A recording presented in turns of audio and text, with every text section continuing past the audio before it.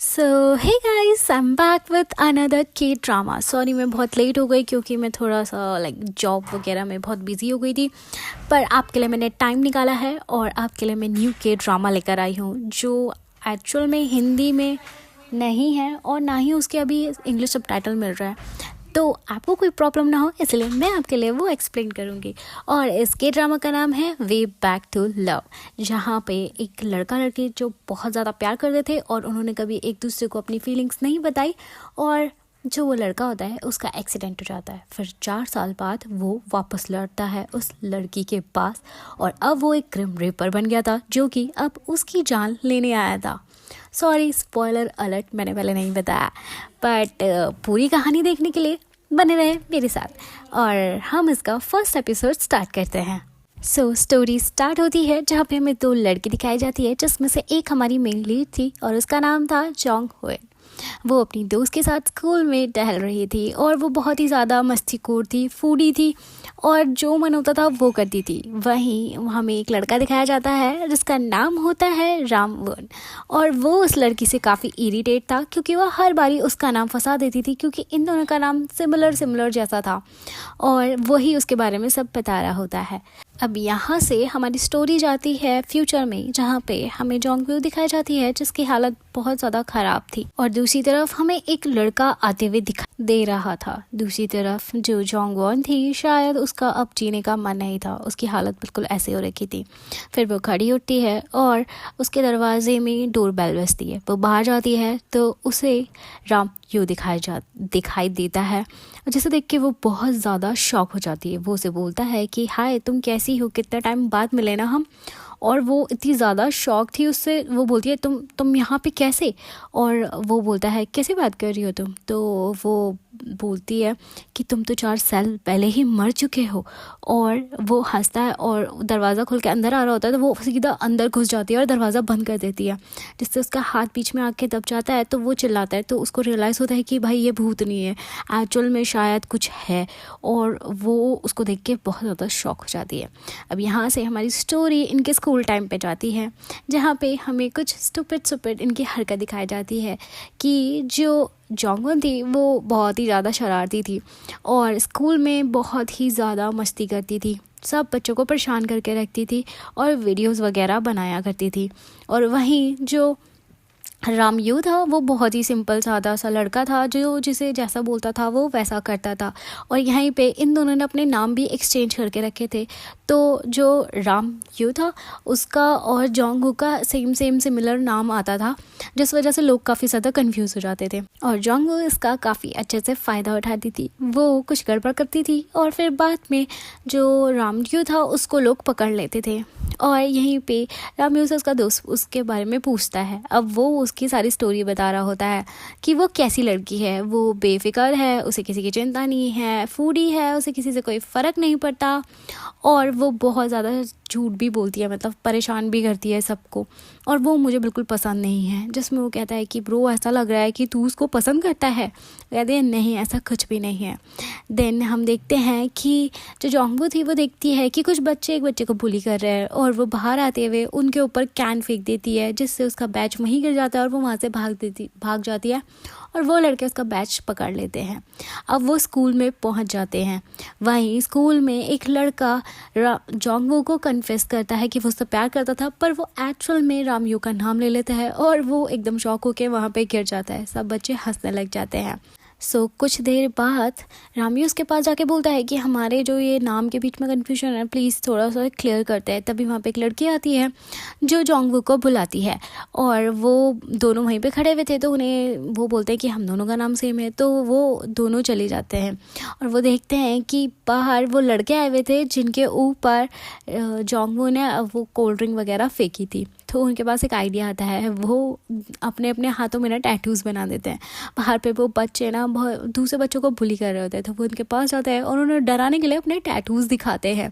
और वो जैसे ही उसके टैटूज़ देखता है बोलता है कि तुमने ये ड्रॉ किया है और वो ज़ोर ज़ोर से हंसने लग जाता है और बोल रहा है तुम ऐसी हरकत कर रही हो, तुम्हारी माँ को कैसा फील होता होगा। जिसमें वो कहती है कि मेरी माँ अब इस दुनिया में नहीं है। जिससे जो वो गुंडा था ना, मतलब बुली बच्चे थे ना, वो बच्चे बहुत ऐसे हो जाते कि यार भाई तूने क्या बोल दिया, बेचारी को हर्ट कर दिया।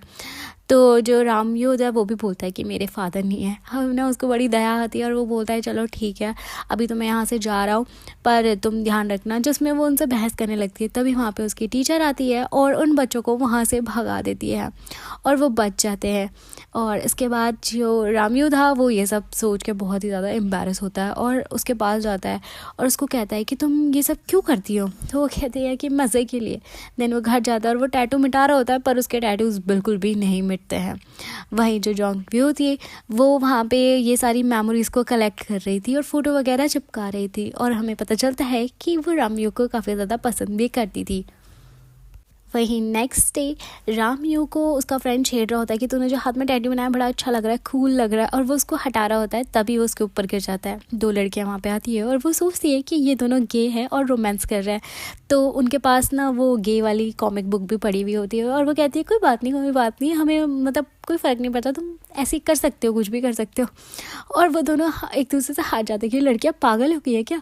उसके बाद वो चेक करते हैं तो उसका जो मतलब जो जोंगू का नाम था ना वो उससे सिमिलर था। तो उसने सारी वो नॉवेल्स पढ़ी हुई थी और लोगों को लगता था कि रामियो ने वो सारी सी नॉवेल्स पढ़ी है, जिसकी वजह से लोग उन दोनों को गे समझ रहे थे। यहाँ से हमारा सीन फिर से फ्यूचर पे शिफ्ट होता है जहाँ पे हमें जोंगू दिखाई जाती है और उसे किसी ने धक्का मार दिया था। उसके बाद वो क्लासेस में जाती है जिसमें उसकी मैम बोलती है कि तुम तो वही हो ना जिसने 4 साल पहले कॉलेज छोड़ दिया था। तो कहती है हाँ कुछ हो गया था। और फिर उसके बाद वो जब वापस जा रही होती है तो उसे एम्बुलेंस की आवाज़ आती है, जिसकी वजह से वहाँ पे उसे एक पैनिक अटैक आता है, पर वो वहाँ से संभल जाती है।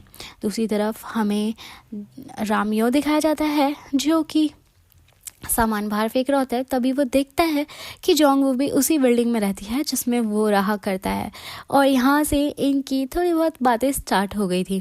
वहीं एक दिन जो रामियो था वो एक सामान लेके जा रहा था तो वो उसे छीन लेती है और बोलती है कि ये तो मैंने मंगाया था, और उसमें एक ब्रा होती है जिससे वो बहुत एम्बैरस हो जाता है और वो बोलता है कि तुम्हारे लिए नहीं है, पर वो उससे ले लेती है।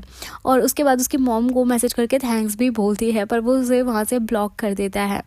अब नेक्स्ट डे वो ब्रा स्कूल में लेकर आती है और जो रामियो था वो उसे देख लेता है। उसे लगता है कि ये तो मेरा मजाक उड़वा देगी और कुछ। और हम देखते हैं कि उसकी फ्रेंड का बर्थडे था और उसने वो ब्रा उसे गिफ्ट की थी और ये दोनों लौंडे ना ऊपर से देख रहे होते हैं और वो सोच रहा होता है कि ये मेरा नाम ना ले ले इस बीच में। और उसका दोस्त जो होता है वो हंस रहा होता है कि यार ये बंदी कितनी कूल है यार, इसे किसी से फ़र्क नहीं पड़ता। और वो दोनों दोस्त अपनी लगी रहती है कि यार तेरी बॉडी इतनी अच्छी है, मैं बहुत खुश हूँ कि मेरी दोस्त इतनी कर्वी है। और ये ऊपर से देखकर हंस रहे होते हैं। और फिर उसका दोस्त बोलता है ऐसा यार ये लड़की बहुत अच्छी है, मुझे इसे पटाना है, इसके बारे में कुछ बताना। तो वो कहता है अरे यार तू रहने दे यार, मैं इसके बारे में कुछ भी नहीं बता सकता, ये बहुत ही अजीब लड़की है। अब उसके बाद टीचर आते हैं और जब क्लास ख़त्म हो जाती है तो रामियो जोंगो को लेके जाता है और बोलता है कि यार ये कोई प्रॉब्लम क्या है, तू मेरे साथ ऐसा क्यों कर रही है। अब हमारे बीच में जो भी है नाम का ये जो लफड़ा है ना ये प्लीज़ ठीक कर, नहीं तो यार लोगों को बहुत कन्फ्यूजन हो रही है, मुझे बिल्कुल भी नहीं पसंद। तो इसी बात में इनकी थोड़ी बहुत बहस भी होती है और वो बोलती है चलो ठीक है, बट तुझे रियलाइज़ नहीं होता यार जब से मैंने तेरा नाम लिया है ना मेरे साथ तो बहुत अच्छा हो रहा है, मेरे को खाना भी एक्स्ट्रा मिल रहा है और लकी भी हूँ, पैसे भी मिल रहे हैं, और तुम्हें नहीं लगता ऐसा। तो वो सोचता है और वो बोलता है नहीं, जब से तेरा नाम मुझे मिला है ना मैं तो मुसीबत में ही फंसता आ रहा हूँ। तो वो कहता है नहीं मुझे अपना नाम वापस चाहिए, पर वो मना कर देती है क्योंकि उसके दिन तो बढ़िया बीत रहे थे, सब उससे बहुत अच्छे से बात कर रहे थे। अब जो मैडम लोग थे उनको भी पता चल गया था कि इन्होंने नाम का ऐसा सीन किया है, और उसके बाद जो उनके प्रिंसिपल थे उनके पास ये बात गई। अब इन दोनों के पेरेंट्स को बुलाया गया और उसके बाद उन्हें बोला गया कि ये नाम का इन्होंने ऐसा किया है, तो वो उसके लिए सॉरी वगैरह बोलते हैं। और उसके बाद बताते हैं कि जो रामियो है उसने कुछ अच्छा काम किया था जिसकी वजह से उसे स्कॉलरशिप मिल रही है, और जो जोंगवो है उसको भी मिलेगी क्योंकि नाम सिमिलर होने की वजह से इन दोनों को स्कॉलरशिप मिल रहा है, जिसमें बहुत खुश होते हैं। और जो उसकी मॉम होती है ना रामियो की, वो बहुत ही ज़्यादा खुश होती है। अब वो खाना खाने के लिए रेस्टोरेंट में जाते हैं तो वो बोलते हैं कि ये रेस्टोरेंट हमारा ही है और उनको खाने की ट्रीट देते हैं और वो बहुत अच्छा खाना भी बनाते थे। अब यहाँ से इनकी दोस्ती और अच्छी होने लगी। अब नेक्स्ट डे जो जोंगवन थी मस्त तैयार व्यार होकर अब नीचे अपना कूड़ा फेंकने के लिए आती है कि वहाँ पे उसे रामियन मिलेगा, बट वो वहाँ पे आया नहीं होता है। अब नेक्स्ट डे वो सेम ऐसी करती है, तैयार होकर वापस जाती है, उससे पहले उसके पैर पर चोट लग जाती है।